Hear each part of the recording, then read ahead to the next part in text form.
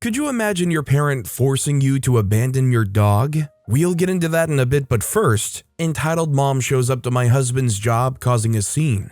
My entitled mom, who's also a narcissistic mom, who I went no contact with months ago, keeps trying to contact me. Almost 2 weeks ago, someone blabbed to her about my daughter's birthday party. She contacted me from a blocked number 2 weeks ago. Recently, she's been making different Facebook accounts trying to contact me and send friend requests. Well, she found out where my husband works. I honestly don't know how she found that out because nobody in my family knows where he works. The only people that know where he works is me, my mother-in-law, and his ex-wife. The ex doesn't know my mother and had never spoke to her a day in her life. My narcissistic mom came to my husband's job and demanded to see him. My husband came to the lobby when he heard her. She yelled at him, demanding that he let her see her daughter. She called my daughter her daughter. She made a butt of herself and security escorted her out. Luckily, my husband's boss was understanding and he didn't get in trouble for what my mom did.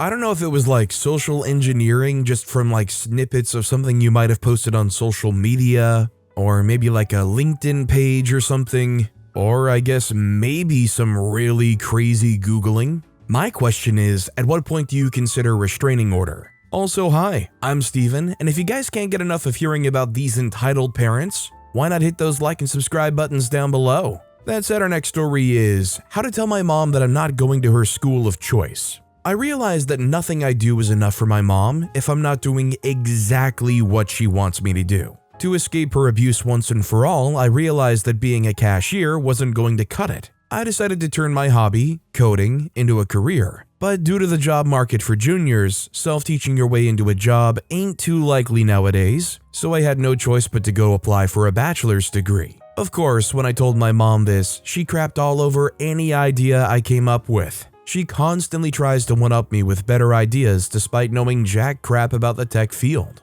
Once I let her know my school of choice, she of course crapped all over it and clamored for me to go to the school of her choosing, which doesn't even offer the major I picked. Anything I had to say in defense of my decisions fell on deaf ears. It made me so depressed that she didn't support my choice that I just gave in and applied to the school of her choosing. But I know that jumping through hoops for her will just make me miserable. So there's no way I'm going to continue to be her little doll, especially since I plan on cutting contact with her after I graduate anyway. Not only does the school I picked, WGU, actually offer the major I'm after, but it also provides the opportunity for me to graduate much faster than the school she picked for me. I've done a ton of research on the school, so I know I'm making the right decision.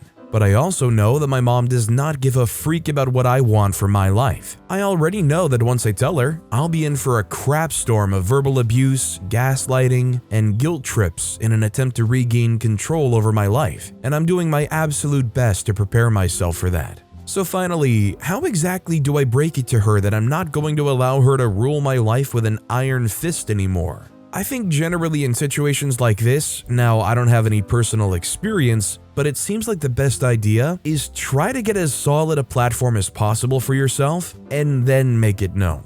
If you let her in on your plan before you're really ready to execute it, you really give her a lot more room to try to meddle with that. But if you have it set up where like your accommodations are lined up, you already have where you're going lined up, you have the space and capability to move there and get it done right now if need be, if everything fell apart, then I think you're more open to drop it on her. Our next story is Entitled Dad Wants Free Flight Privileges. I work for an airline and we get free flight privileges to extend to our parents, including step-parents and in-laws, but I don't particularly like my stepmother or know her very well. For context, my mother died a few years ago and my dad remarried recently, thus I don't want to extend the privilege to her. However, my father is upset. For context, I know he's upset because we get one friend to add, and my dad mentioned adding her as the friend, to which I told him I decide who that one friend is and that I might give it to someone else. He got upset because he says it costs him money because he covers her costs and that granting the friend pass should be automatic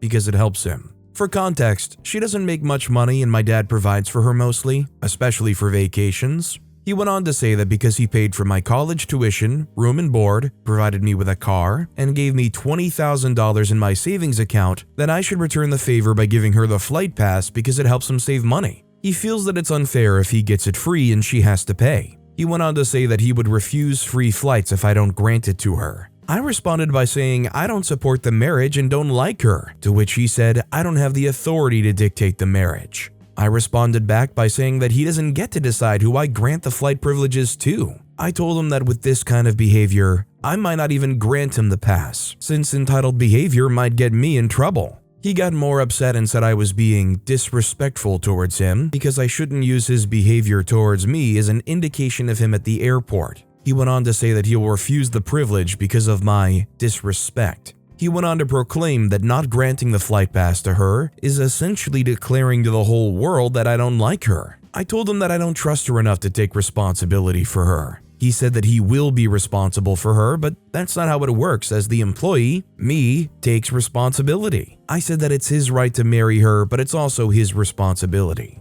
I think he's being entitled. I especially don't like the fact that he's imposing her as a priority against my will. He's made threats of withholding my last semester's tuition and taking the car back, thus I'm really uncomfortable. The bottom line here is if you're not comfortable giving them that pass, you really shouldn't do so, because if they misbehave or do anything wrong, that's on you, is it not? I don't know if OP feels like they can swing things on their own, but I would hate to see OP continue to go on because they're using this money over OP's head to manipulate them. Our next story is My Dad Flipped. My dad tends to have a volatile temper. When my youngest siblings, 9-year-old male and 11-year-old female, don't do as they're told by my mom, my grandmother steps in, where she'll raise her voice at them, plus, depending on what they're doing, drag them out of bed. They recently got a new PS5 for Christmas. Apparently now was the last straw for my dad. He called for my brother so he could watch as he flung the PS5 console, Oculus, plus his phone out the back door, smashing it into 100 pieces.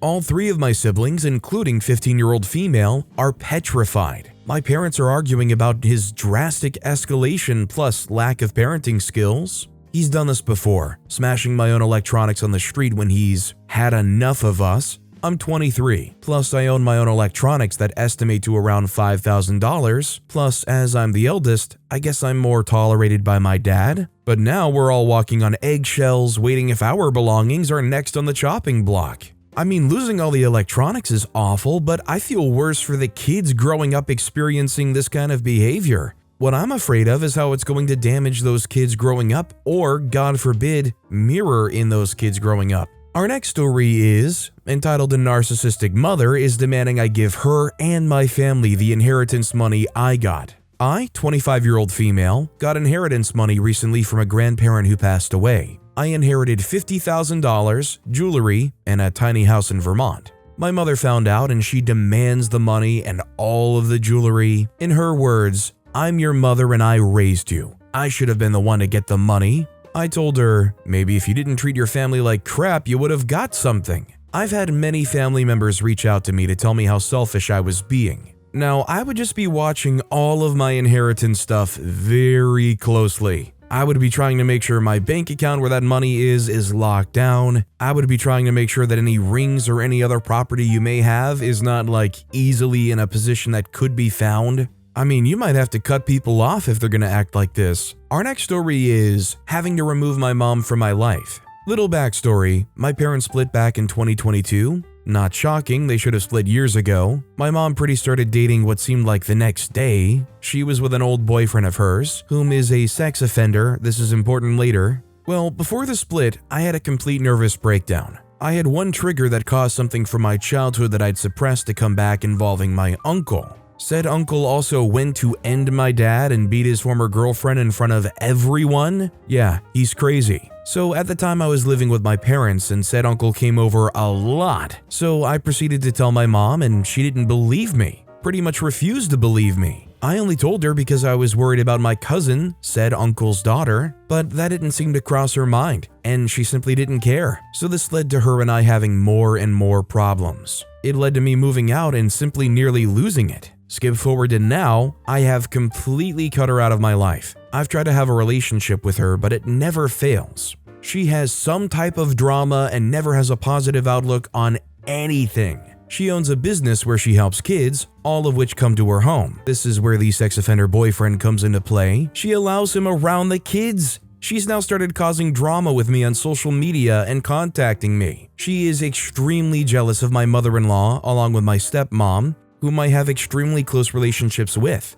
It is as if she doesn't want me to have anyone in my life other than her. This includes my husband. She's enforced me on numerous occasions that she's my mom and deserves to know how I am. Super entitled. So my question is, am I wrong for cutting my mom out of my life? Major side note, I'm also realizing I have major childhood trauma from her. She would threaten to call the cops on me for something as small as backtalk. I was told I would go to heck for pretty much anything. When I say I was extremely sheltered, I mean sheltered. I'm not saying it's on OP to report this guy and share their experience, but something has to be done to protect these kids. If he's legitimately registered, he needs to be straight up reported to the police. This guy cannot be allowed access around those kids. Our next story is, I, 23-year-old female, need advice on my entitled parent mom, 57-year-old female. Hi, entitled parent community. Now, I understand how some advice to this might be legal in nature, but I do not want that, since I'm in a country outside of the States and would like to keep my country anonymous for privacy reasons. So I do not want or need legal advice, since the laws will most likely not be applicable in my jurisdiction.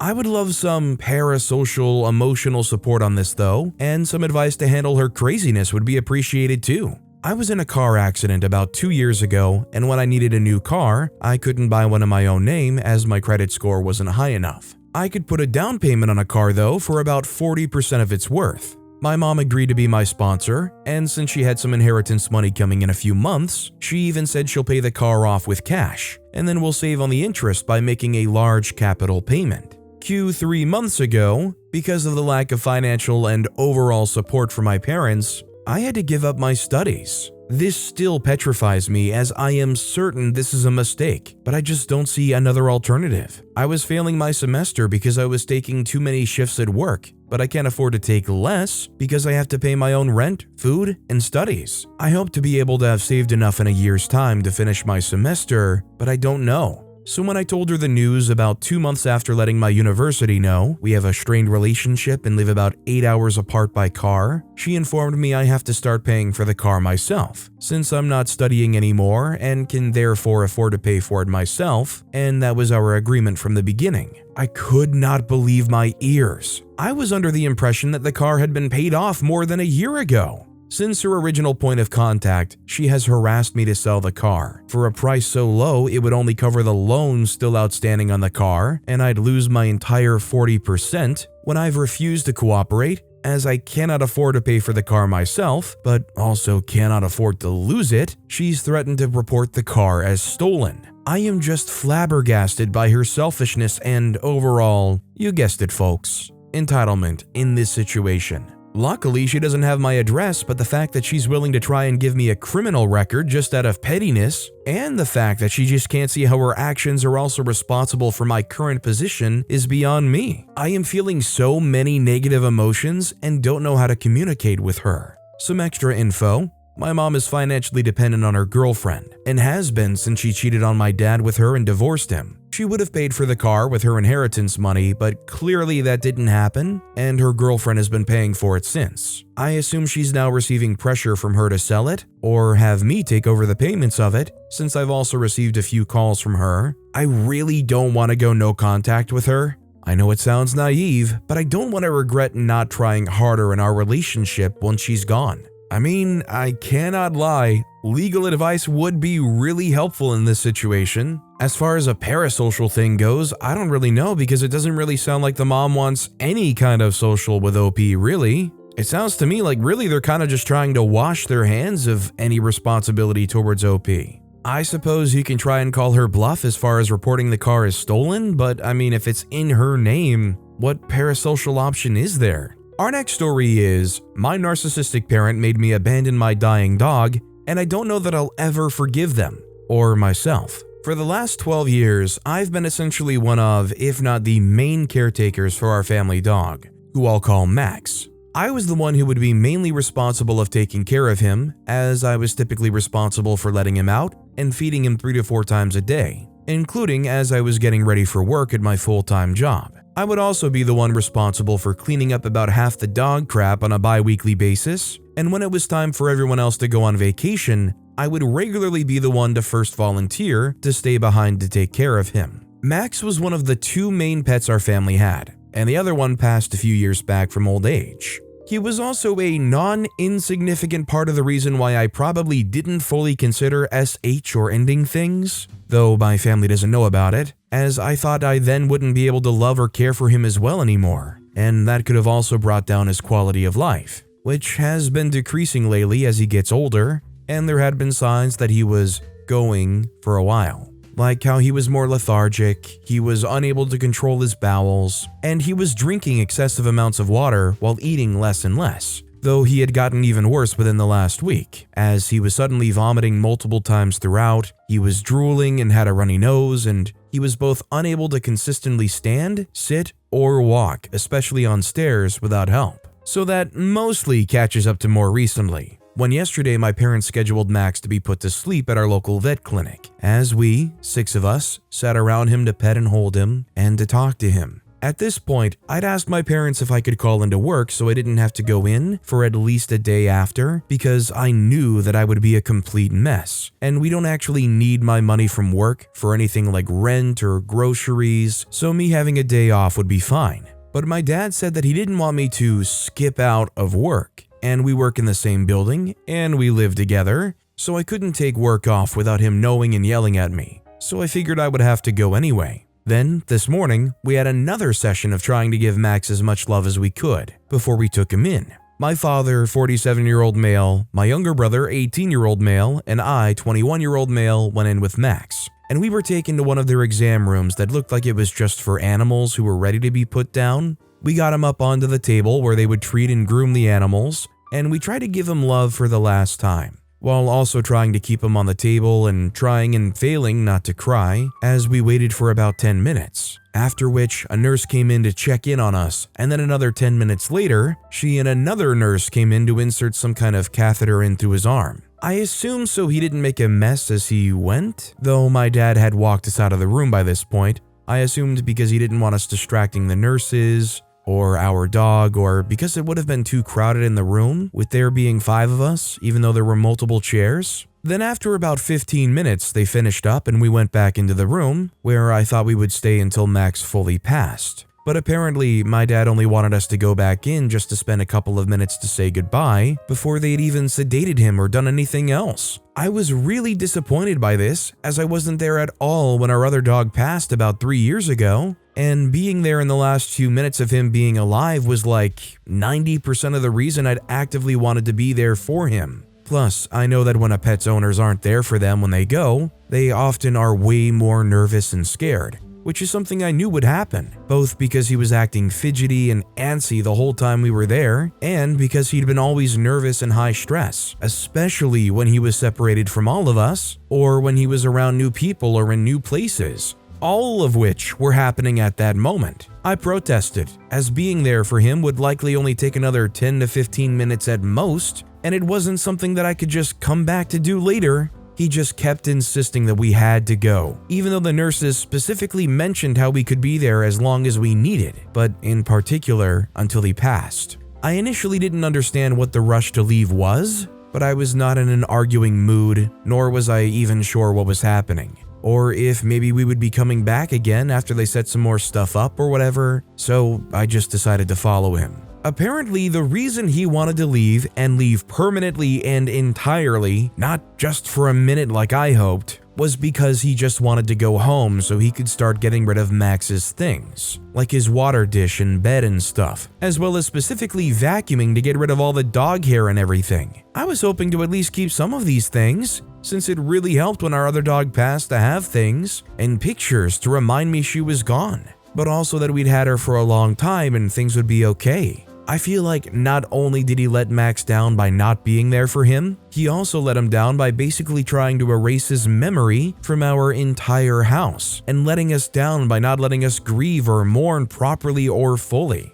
I also feel like if he wasn't emotionally prepared to be there for it, he could have stepped outside himself and given us the chance to stay, but instead he took it away from both of us. Then basically made the point of how over it he was by not even letting us keep his stuff, and mentioning how he had plans to go to work later, as if we should all just be moving past it or whatever like he is. I'm not sure how it's going to take to fully move through this, but I feel like the drive home is definitely not enough, especially since I feel like I can't stop imagining the worst case scenarios of him dying while being scared and afraid and alone. I don't know how I'm supposed to remember that over anything else, like taking him on walks, or on vacations, or to the dog park, or anything. Well, I think a good thing to try to focus on is, although it's not exactly how you wanted it to go, you ultimately did do the right thing for Max first and foremost, and also know that the veterinary staff went to school for many, many years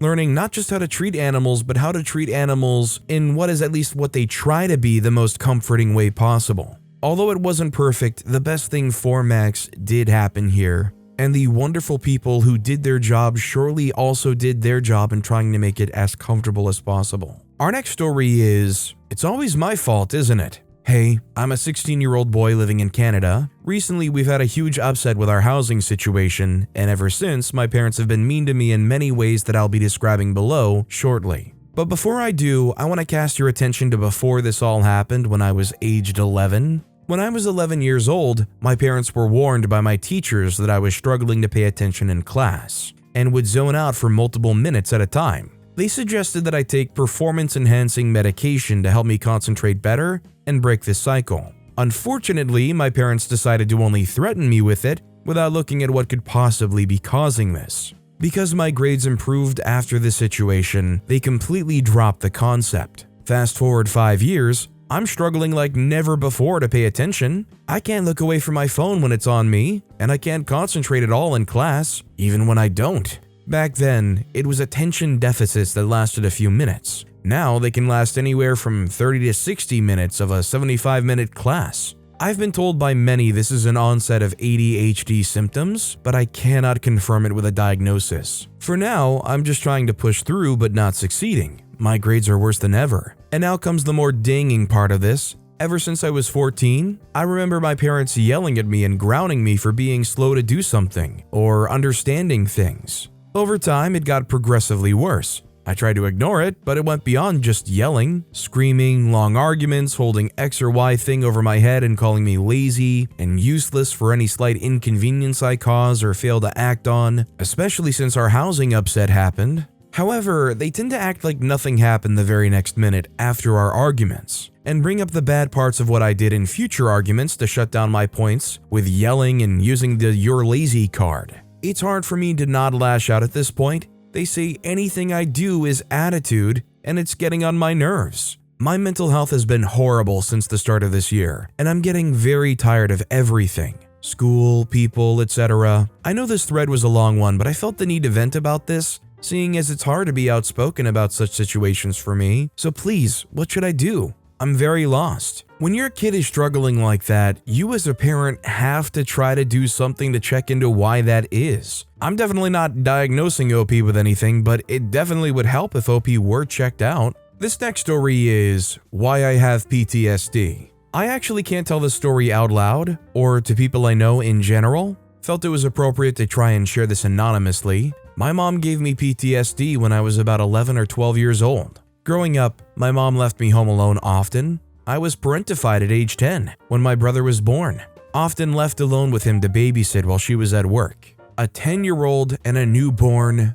alone. My mother would make it a point to never, ever open the door to strangers. She didn't care if it was Obama or my grandma. This is a key detail. This one day, my mom was making dinner and doing laundry. We lived in an apartment complex, so the laundry room was in the basement. She stepped out to load the washers, and it took quite some time as there was a large load. While she was gone, my brother's dad stopped by for a visit. Didn't live with us, nor did he marry my mom. He rang the downstairs door, but I didn't answer. Moments later, he made it to the front door and started yelling hello to see if we heard him. I positioned myself in the corner. I was instructed to always hide when people knocked while my mom was gone. He eventually stopped trying and left. A while later, my mom returned upstairs. I explained to her that he stopped by, but also I proudly mentioned how I followed her rules and did as instructed. To my surprise, she was ticked. She immediately started yelling at me and calling me names like a stupid bench.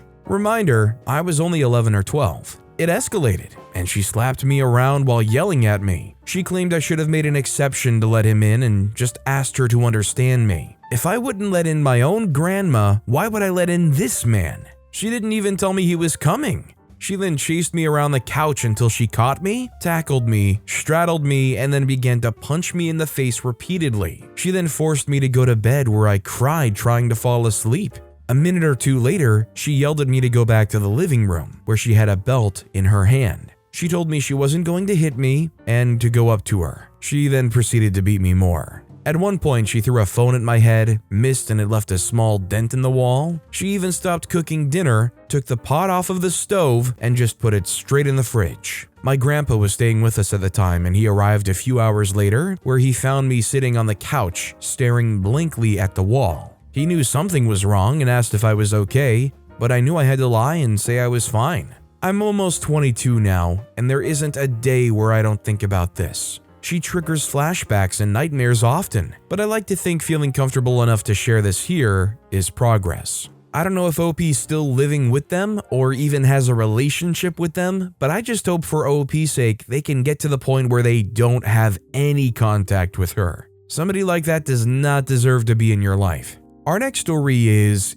anyone here a girl from a Muslim/Arab background who isn't allowed to do anything or have a life? I really hope this doesn't read as an excuse for foreigners to be racist towards us, but I'm so sick of pretending that being born where I am is not the main reason for my suffering. I was never allowed to go outside. I was hit and emotionally abused. I couldn't have any sort of social life. I had to act like an adult and a third parent, be responsible for my mom's emotions, and basically be her therapist, and if my siblings freaked up, I was to blame. When it comes to making actual decisions about my own life, I've always been a child and I always will be. I'm freaking 22 now. How old do I have to become before I can be treated like an adult? My mom says I can do whatever I want once I get married, but she won't let me marry the man I want. And in my country, a girl can't get married the first time without her guardian sending her off. I feel like I'm stuck here forever and I fail to see why I should bother to have any hope. I can't go to the university of my choice, even though I'm eligible. I can't go to grad school abroad, and I can't become a scientist, even though I'm smart and capable. Just because of the financial abuse and complete isolation that has been forced on me, and now my mom says I'll never survive outside, and I'm not capable of being independent. Well, big surprise, Bench, you raised me to be exactly that. I think it would be easiest to just give up, stop having dreams, stop setting myself up for disappointment. I'm too tired to fight, to be honest. I can't lie and pretend that I have any idea how it is to experience this kind of life, or how the culture dictates life. I would just hope that there would be some kind of way for OP to potentially become financially independent, and if not there, get to somewhere where they can be an independent person. I mean, it's crazy to me to hear that there's any place where you cannot be an independent woman, just on your own, that you just can't. But with that being said, that's all the time we have for today. Now, if you want to hear another crazy entitled parent story, check out that video on the left. Or if you missed my latest video, check out that video on the right. That said, I'll see you all next time with some more stories.